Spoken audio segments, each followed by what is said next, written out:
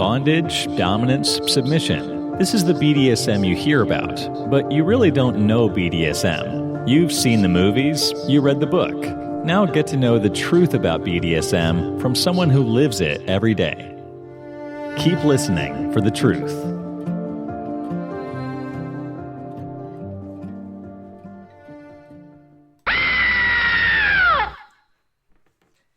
Hello, and welcome to the BDSM You Don't Know. I'm Tauntaun, and I'm here with the Poly Master.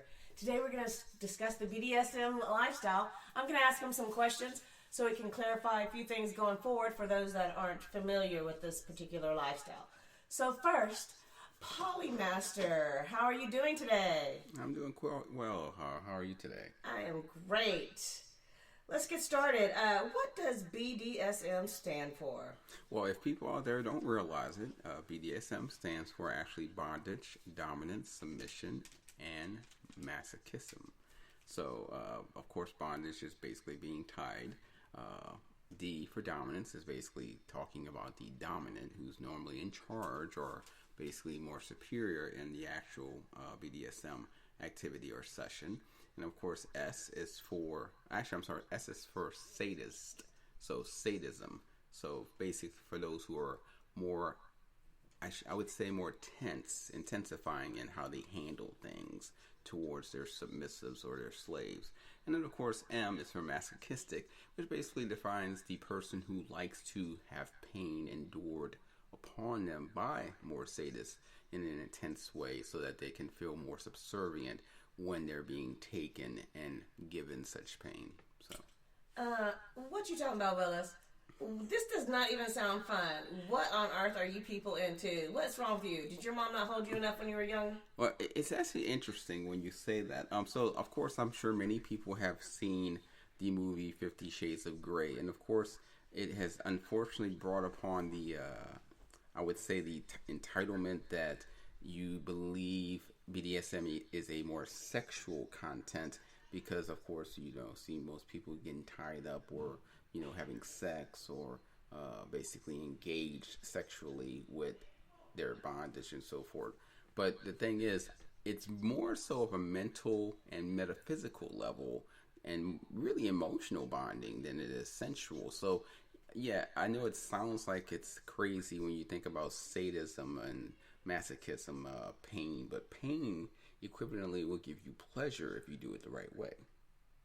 Well, I'm just going to have to take your word for that one, okay? And as well as probably some of our listeners that are like, what on earth is really going on? But to each his own. So I'm going to go on with the next question. Okay. Because I'm sure some people are still scratching their heads. So we're going to clarify a little bit more, dig a little deeper into all this BDSM-ness. Okay, what's the difference between a dom, a sub, a master, a mistress, a slave, and a pet? So we'll just break it down however you want. I will definitely do that. So a lot of people, of course, they only know about dominance and submission. So they look about the dominance and the submissives. Well, actually, there are actually dominants. Dominants are more so people who are into getting what they want. That basically means that they do what they want, how they want, not for the benefit of the submissive more so, but just basically for the engagement and the pleasure of enticing themselves. Submissives are those that basically will submit with you. That means they will please you, they will serve you in some forms, they will obey you and do as you ask, but it's always based on what you're giving them in return. So they're going to do it for you, but it's like, what am I getting back for doing what I'm giving you? So it's not just a one-way deal. Now, of course, masters are totally different. What's the difference between a master and a dom? To me, that sounds like it's the same thing. So a dominant will basically do things, but will not really help you to understand anything. They'll just basically take control you, do what they want, and enforce dominance on you to make you feel submissive. And that's basically it. Now, a master on a different verb will actually help to improve you.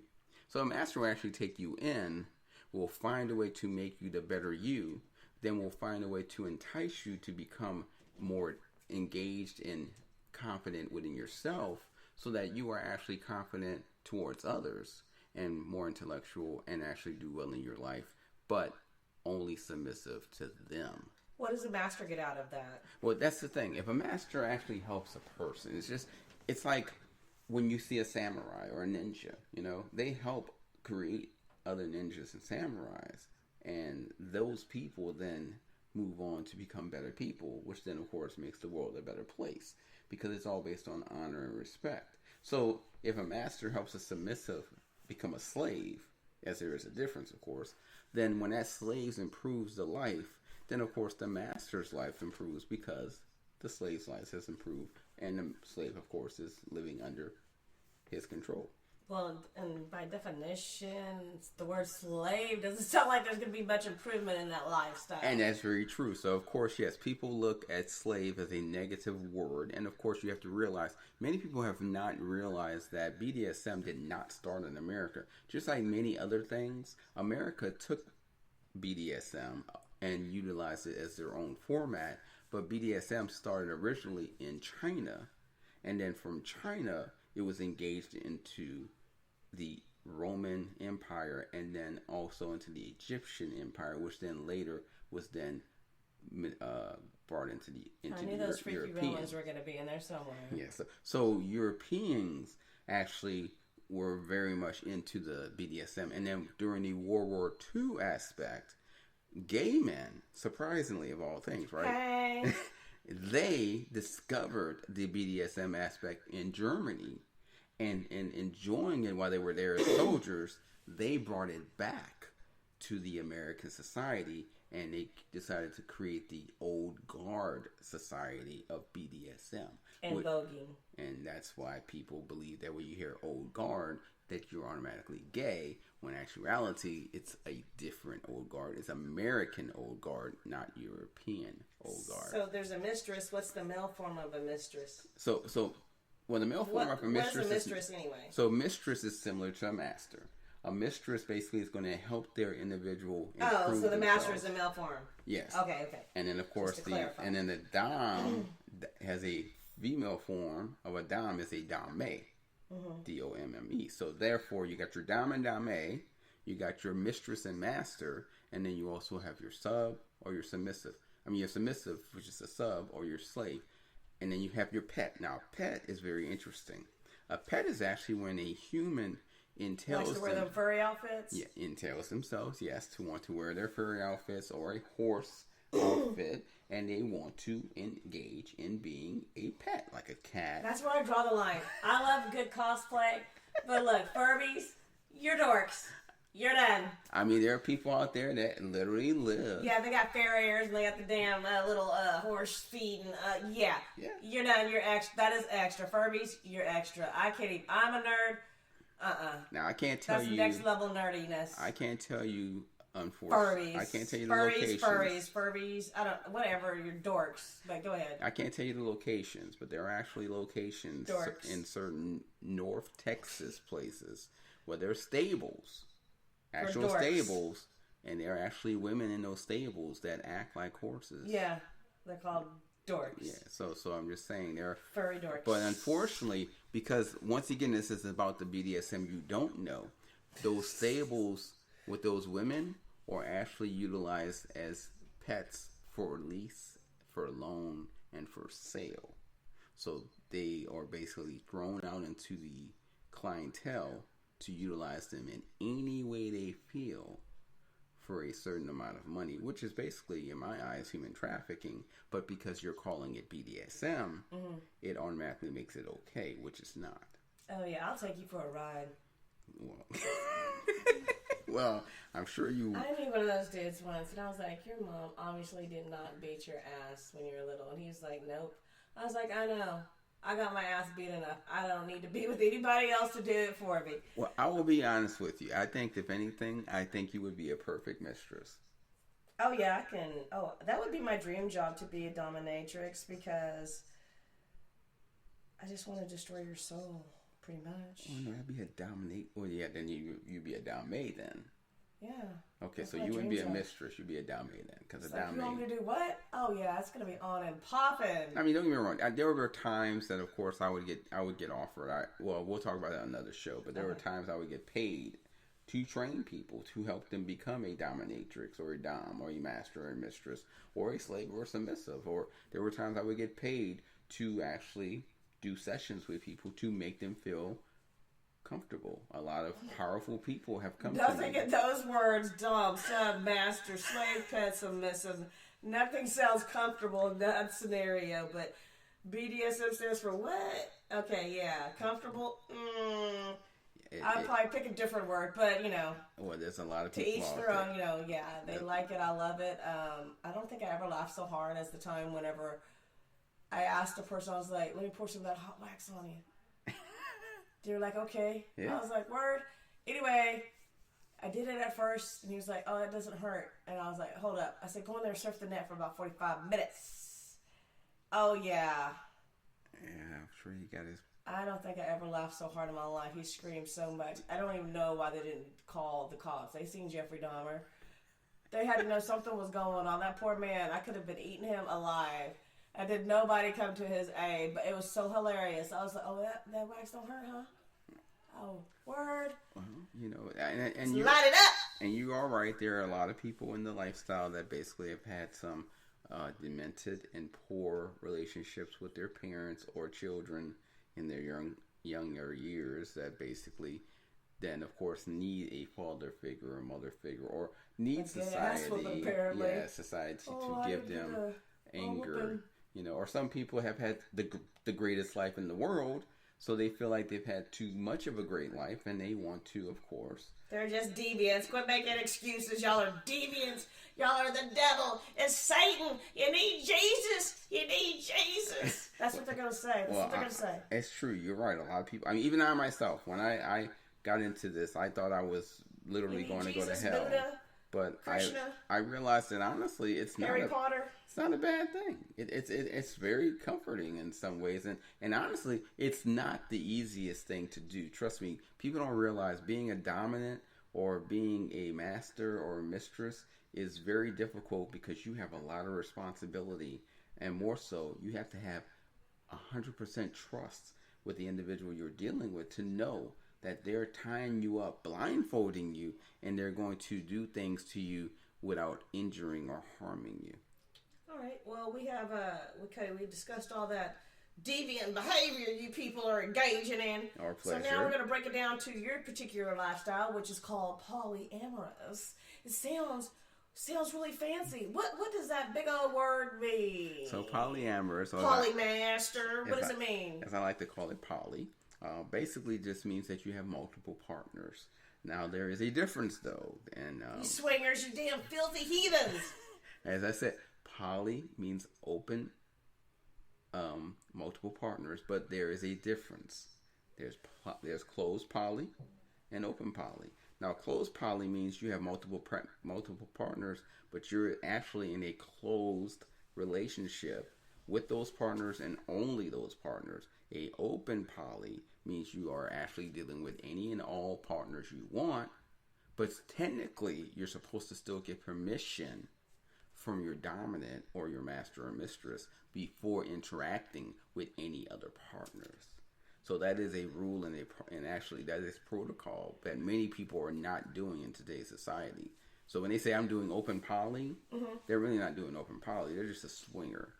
Because, those heathens. Yeah. We don't want to get confused. We don't want to get mixed up with that crew, polymaster. Don't want to get confused. So a swinger does what they want. But even with swingers, though, if you think about it, they still have to get their other spouses. Well, they're supposed to. You're not even getting in the door unless you have someone of the opposite sex. Yes. Because it's not going to have a sausage fest up in there, are they? No sausage fest at the swingers clubs. No, we got to even that ratio out. You can't come to that party solo. So you got to realize, people out there, if you are going into something and they say they are a poly group, please make sure and ask, are you an open poly or a closed poly? Well, how do you start being poly properly, polymaster? Well, I will say this, and that's a very interesting question. You have to really look at the diagnostics of knowing what you want, how many people you want, in order to make sure that it works correctly. Like myself, I have 3 women, and the 3 women. 3 women? Yes. How do you 3 women? Oh, boy, that's a whole lot of sex going on there. You got 3 women. How you manage that? Well, now, how you keep 3 women happy? Well, that's the other thing. I am actually asexual. Oh yeah. But how do you deal with 3 women sexually? Well, I don't have sex with them. I have sexual. Yeah. But how? Oh, wait. What did you just say? I don't have sex at all. Increíble. Yes, right. I Mentiroso. I don't have any sex with any women Que of any diablo source. eso. I know, it's amazing, and it's very disturbing because many people don't think that you can live life without sex. I don't understand it. I never will understand it. But people believe that if you don't have sex, then you're just not normal. They will lose their mind if they don't have sex. I know, but I have told and shown people that you can enjoy life and really enjoy life without being a breeder? Without having sex. Without even having sex. Without even having sex. And you got 3? And I have 3, and they're here on their own will. They are not chained or captured or locked away. What they do about that sex, though? Everybody want to know about that sex, Mr. Polymaster. Polymaster, what on earth are we going to do about the sex situation? Okay, so here's the thing you have to understand. Endorphins create sex. So when you have sex, your endorphins kick in. Well, guess what? Your endorphins kick in because you have foreplay before sex. Foreplay causes mental abilities and fantasies to erupt, which then causes you to get heightened, which then makes you kick endorphins in. Well, BDSM is similar to the point that if I can make you heightened by tying you up, blindfolding you, tickling you here and there, putting a little wax here and there, spanking you a little bit here and there, maybe a little pinch here and there, we can get a little further. Sounds freaky to me. A little ice cube here and there, a little nipple clamp here and there. That makes up for the sex. That will heighten you just as much, kicking in the endorphins, but more so because you can't see what's going on. You now it's have even more stimulating. Is that what you're trying to say? Exactly. Heightened stimulation because you don't know what to expect. The anticipation. Exactly. The arousal is even more enhanced. And then put in your Depeche Mode or your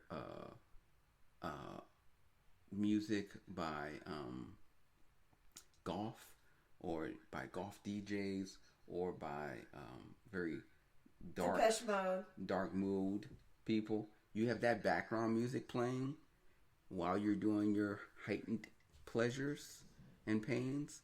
You'd be amazed what sensuality play some 9 Inch Nails up in there. Will definitely cause. Let me violate you. So I'm just saying, I think you'd be amazed at what you can get. And in all honesty, they've actually proven that BDSM activity can save marriages and relationships. Because they found that unicorn.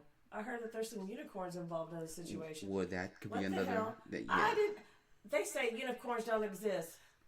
They exist very much so. There's a lot of unicorns out in the world. There's a whole lot more BDSM out there. There's a whole lot of BDSM activity that you don't know about, and you'd be amazed who you're working for, working under, or working with that actually is. That are freaks. That are actually in the BDSM lifestyle. You just don't know. So what's this unicorn that everybody keeps talking about? Well, what does a unicorn mean? So a unicorn basically is when you have an individual who basically only joins in to help sensually and sexually with the couple when they need a third partner to basically help heighten. Oh, so they're not hanging around. They're just there for the night. For the most part, yeah. They're just a unicorn that joins in. They're not part of the family, so to speak. They're just like a hired help.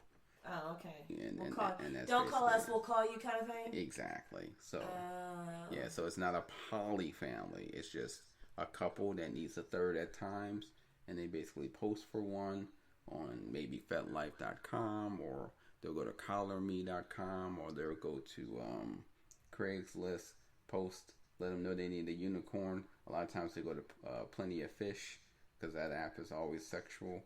And basically, yeah, if it's a religious app, it's the most sexual. You can go to Harmony, eHarmony, Plenty of Fish, and you can get you plenty of TNA. So,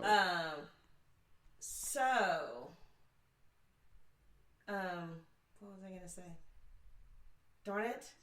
It was about this unicorn business. It's not the fantasy horse, just so you know. Just saying. Oh, yeah, that's what I was going to go into. The okay, we have the polyamory, Yes. but what about the girls? What about this polyandry? What's up with the polyandry? What do you mean specifically? Polyandry. Oh, polymaster. You don't know about that polyandry. Most of the time, the polyamorous couples are generally it's the guy and multiple females. But occasionally, there's guys that are confident in their own masculinity to engage with the woman that's the head, and then the guys are the subs, and so it's. Oh yeah, of course, either or. I mean, whatever you need that makes you feel comfortable, whatever you need to make you feel enjoyable, whatever it needs that makes you feel like you, because you can be yourself. That's the main thing about this alternative lifestyle. You don't have to put a mask on. Right. So what are these people all running around cheating for?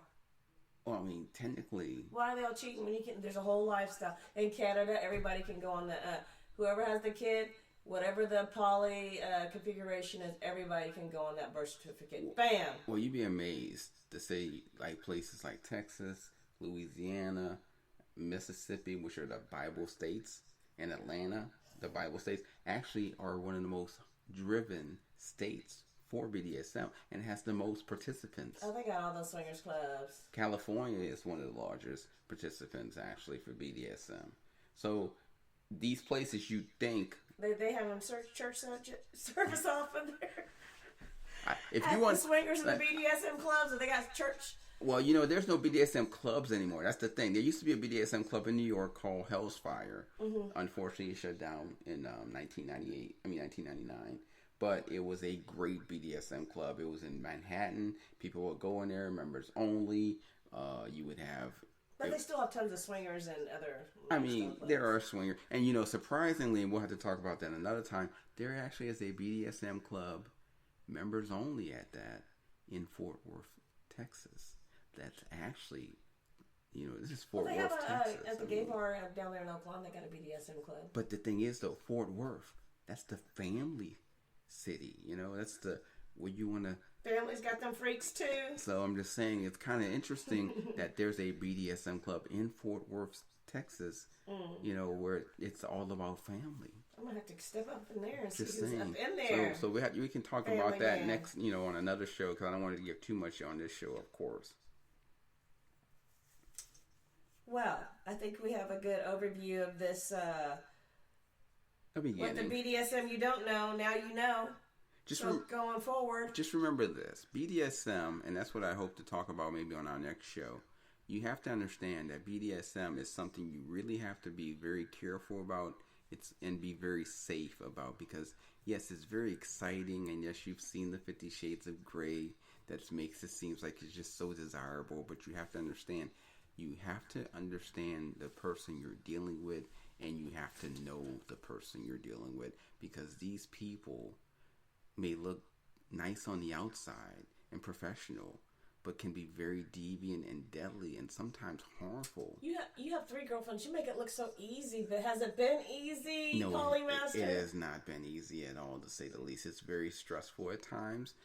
The responsibilities are very hard to handle, because just living for yourself is one thing. Being married is difficult. So imagine having 2 others added on to that, and you're taking care of their livelihood, making sure they're safe, making sure they're doing well for themselves, basically making sure that their finances are doing well, their credit score is good, their jobs are adequate. How many decisions are they making for themselves? I would probably say out of every 10, maybe 1. There you go. So you handling all the business. I am basically making the lifestyle and making their lives as easy as possible. Yes. So it's not all about the what? It's not about the sex.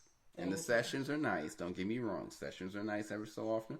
But just like when you get married, you have sex so long, and then sooner or later, you get older, 20, 30 years later, sex not even involved in the marriage anymore. Same thing with BDSM. You have your sessions here, your sessions there, but it's really about the people. It's about the emotions. You got to have an emotional bond that makes you feel the need to be with that person. And that's just my opinion from a master's point of view, because I'm not a dom. I am a master. So. All right. Well, thanks for the information. I think a lot of people will learn a lot and to differentiate between that lifestyle as opposed to swingers and those kinds of things. So I'm glad you got to clarify all of that and living that lifestyle firsthand. Like I said, a lot of people think it looks easy from the outside. Yes, that's the thing. And hopefully this show will help to entail them on not only how difficult it can be, but also show them the right way to do things. Cool. So stay tuned for the next show. For right now, we're going to play a song that embodies that whole lifestyle about Depeche Mode, Master and Servant.